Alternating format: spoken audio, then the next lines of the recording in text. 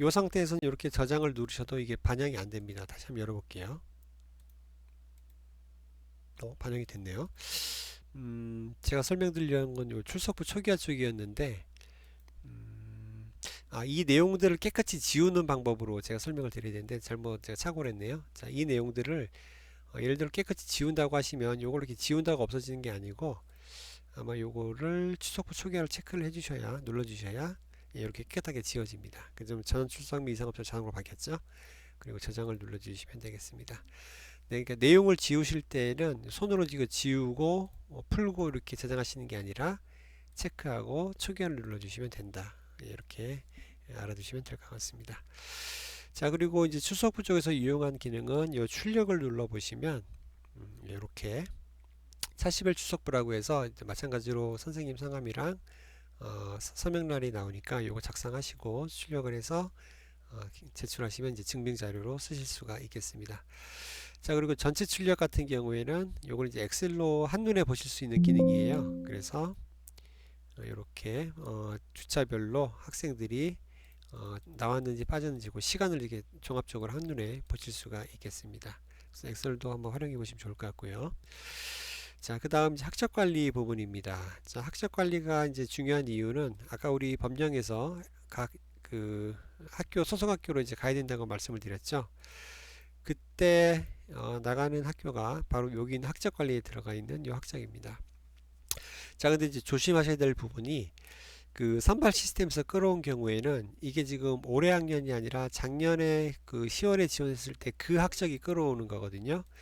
그래서 이 학생이 뭐 전학을 갔다거나 뭐 초등학교에서 중학교로 진학을 했다거나 뭐 이럴 경우에는 이게 만약에 옛날 이전 학적에서 이제 변경이 되지 않고 있다면 나중에 출결 및 이수 관리에서 소속 학교로 제출이 되었을 때 현재 실제 학교 학생의 실제 학교가 아니라 전혀 엉뚱한 이전 학교로 가버리게 되고 실제 학교에서는 이 정보를 받아보지 못하니까 나이스 생활기록부에 기재할 수도 없고 나중에 감사받았을 때 학생 어디 갔냐 이렇게 이제 지적을 받게 되는 거죠. 그래서 이 부분을 꼭 반드시 학년도 말에 학생 그 이수 보내기 전송하기 전에 꼭 수정을 해주셔야 됩니다. 학교 코드 누르고 수정하시고 학교 학년반 수정해서 저장을 해주시면 되죠. 자, 그런데 이 부분이 너무 이제 힘들다 보니까 선생님들께서 일일이 다 조사하셔가지고 별도로 또 찾아서 넣고 하는 게 힘들다 보니까 학생이 직접 이 정보를 수정할 수 있도록 저희가 시스템이 되어 있습니다. 그 부분 한번 보여드리도록 하겠습니다. 자, 한번 학생 01로 들어가서 한번 보여드리죠. 네, 발달 기록에서 학생으로 들어가서 아까 우리 등록 신청으로 갔었죠. 이번엔 나의 영재 이력 보기로 가보면 자, 이렇게 지금 본인이 다니고 있는 영재 교육기관이 나오고요. 파란 걸 이렇게 눌러보시면 자, 밑에 학적이 있습니다. 요거를 예를 들어 5학년 학교는 뭐 먼저 그대로 학교는 바꿔볼까요? 경남 학교는 뭐 바꾼다 치고요. 예, 이거 뭐 간단하죠. 아까 우리 소속학교 잡는 부분이니까 뭐 맞는 학교 이렇게 골라주시면 되는 거고요. 자, 그 다음에 학년 반 뭐 이렇게 수정을 하고 저장을 눌러주면 이게 실시간으로 아까 보셨던 학적 관리에서 바뀌게 되는 거죠. 그래서 학생들한테 요 소속 학교랑 뭐 연락처가 바뀌었으면 수정하세요라고 학년도 말에 한번 공지를 해서 안내를 해서 요걸 이제 스스로 다 바꾸도록 이렇게 운영하시는 것도 굉장히 좋은 방법이라고 말씀을 드리겠습니다. 자, 그러면 학적 관리까지 말씀드렸고요. 나머지 계속해서 진행하겠습니다.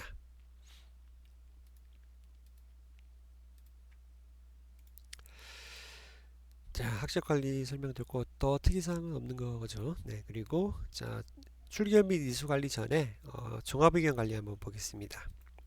자, 종합의견 관리는 자, 학년도 말에 한번 최종적으로 이 학생에 대한 의견을 종합적으로 이제 적어주시는 건데요.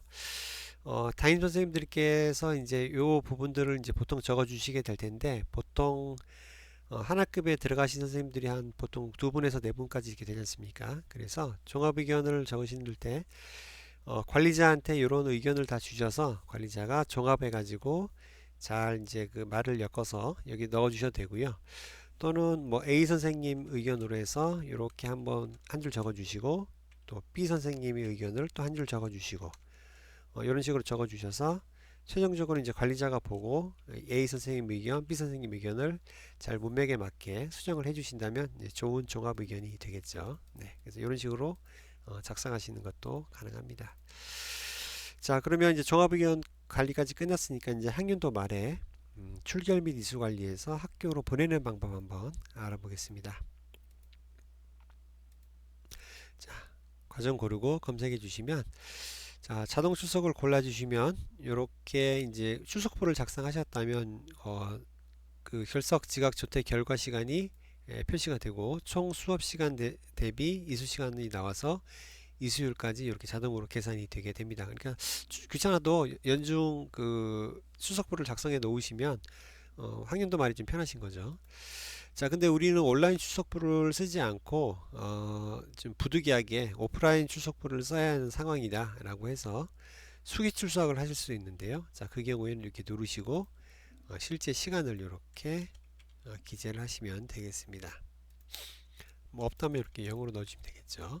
그리고 총 수업 시간 120시간 중에 이수 시간은 뭐 2시간 빠지니까 뭐 118, 뭐 역선 120이 되겠네요. 그래서 이수율까지 나오게 되겠죠. 그리고 저장을 하시면 이렇게 확정이 되는 거죠. 참, 제가 하나 빠뜨렸네요. 네. 그 수기 출석으로 했을 때에도 요 이수 여부를 선택을 해줘야 됩니다. 자, 일단 자동 출석 기준으로 설명을 드리겠습니다. 자, 그러면 이 상태에서 이수 여부가 미확정으로 되어 있지 않습니까? 여기에서 이수 여부를 이렇게 골라주시면 되겠습니다. 비단 뭐 출석 조건뿐만 아니라 뭐 과제라든가 뭐 시험이라든가 이런 거 있죠. 그래서 그 종합적으로 이 학생이 학년도 말에 이수를 완료했다, 이수를 못했다 결정을 해주시고, 거기에 대해서 시간도 확인하신 다음에 저장을 눌러주시면 되겠습니다. 네, 수기 출석인 경우에는 여기 이제 누르시고 이걸 이제 직접 손으로 작성하신 다음에 다시 저장하시면 되겠죠. 자, 이수여부 같은 경우는 뭐 20명 전부 다 이수 완료를 골라놓고 그 중에 미이수만 그런 식으로 이렇게 간편하게 진행하실 수도 있겠습니다. 자, 그러면 자, 학년도 말에 학생의 이제 시간이랑 이수 여부까지는 이제 확정이 돼서 저장이 되었어요. 여기까지는 이제 출결 관리가 끝난 건데, 자, 이거를 이제 최종적으로 소속학교로 제출해 줘야 합니다. 요거는 제가 7월 31일에 한번 다른 그 연수 때 한번 눌러 놓은 게 있어서 나오는데, 요 부분이 아마 미제출로 나오실 거예요. 볼까요? 잠깐만요. 이런 식으로 이제 아무것도 없는 상태가 나오실 겁니다. 자, 그러면 여기에서 소속학교 기록 제출이란 걸 눌러 주시게 되면, 네, 이렇게 소속학교로 제출이 되었다라는 메시지가 파란색으로 나타나게 되고, 이제 실제 소속학교에서도 이 학생의 이수 내역을 확인해 볼 수가 있게 되는 겁니다. 자, 그러면 그 해당 학교로 들어가서 어디서 확인하시는지 한번 같이 살펴보도록 하죠. 자, 지금 이제 학교추천위원회 해당 학교에 영진환 선생님께서 들어온다고 가정하겠습니다. 자, 발달 기록에서 학교로 와서 보시면, 네, 올해 지금 영재교육기관에서 이수를 받고 있는 학생들 명단이 나오고요. 그 다음에 총 시간 중에 몇 시간 이수했는지, 그리고 이수 여부 확인이 되고, 그리고 언제 이게 제출이 되었는지 이런 내용들이 나오고요. 그 다음에 기록부 일괄 출력을 눌러주면 그 해당 학생에 대한 영상 발달 기록부 내용들이 이렇게 보기 좋게 나타납니다. 자, 그리고 발달 기록부에서는 당연히 이제 미수 학생은 이게 출력이 안 될 거고요. 이수한 학생이더라도 발달 기록부 2는 나타나지 않고 학교 입장에서는 발달 기록부 1만 보이고 있는 점 확인해 주실 거고요. 자, 여기 있는 내용들을 이제 종합을 해서 그 나이스 기록 지침에 있는 영재교육에 관련된 그 한 줄 짧게 적으시는 단문이 있죠. 거기에 맞춰서 생활기록부에 기재를 해주시면 되겠습니다. 그래서 이 부분을 영재교육원에서 학년도 말에 최종적으로 확정을 짓고 학교로 제출을 안 해주시면 나이스 생활기록부로 기재할 수가 없으니까 나중에 감사 때 이제 지적이 나오는 부분이고, 그 다음에 계속 강조드리지만 학교를 부정확하게 지정한 상태에서 수정하지 않은 상태에서 정확하게 수정하지 않은 상태에서 이걸 제출해 버리면 엉뚱한 학교로 가서 이거를 또 보이지 않으니까 기재할 수가 없게 된다. 그래서 그 부분 다시 한번 또 강조를 드리면서 꼭 그 부분 실수 없도록 부탁을 드리겠습니다. 자, 그러면 이제 한번 정리하고 나머지 간략하게 요약하고 끝내도록 하겠습니다. 자, 학급 관리, 교황사 관리, 프로그램 관리, 학생 관리는 학년도 초에 이제 진행하시고, 자, 프로그램 관리는 교황사 선생님도 작성 가능하시니까 관리자는 학급, 교황사, 학생까지만 처리해 주시면 될 것 같고요. 이거 이제 부탁을 드리면 되겠죠. 자, 그리고 발달 기록부 1에서 출석부는 연중 작성하시면 좋을 것 같고, 뭐 부득이한 사정이 있다면 오프라인으로 작성하셔도 되고요. 자, 학습 관리는 학년도 말에 반드시 수정하도록 해주시고, 자, 그리고 종합의견 관리 학년도 말에 한번 작성해 주시고, 출결 및 이수 관리에서 최종 시간 확인하시고 이수 여부 선택해 주신 다음에 학교로 제출하는 것까지, 여기까지가 이제 필수 내용이 되겠습니다. 자, 그리고 이제 발달 기록부 2번인데요. 관찰 발달 기록 작성은 요건 개념들이 너무 쉬워서 금방 설명이 될 것 같습니다. 자, 보시면 이제 프로그램 주차별로 이 생활 기록을 쓸 수가 있습니다. 예를 들어 2주차에 대해서 이 생활 기록을 써주신다고 하면 이때 이 학생에 대해서 보시고 주의 있게 보시고 인상 깊었던 점, 학생의 성취라든가 또는 보완점 여러 가지 같은 데 있겠죠. 그런 부분들을 여기다 이제 적어주시면 되겠고요. 프로그램은 이렇게 여러 주차를 동시 선택하고 본인이 들어가신 걸 묶어서 한 번에 적어주셔도 상관이 없겠습니다. 자, 그러면 이제 요건 이제 주차별로 쓴다고 말씀을 드렸는데 이거는 이제 연중 내내 작성하시는 건 이제 엄청난 업무 부담도 되고 이건 교육 활동을 좀 더 준비하셔야 되는데 이제 사후적인 어떤 관리 쪽에 너무 시간이 들어가는 것도 결코 바람직하진 않죠.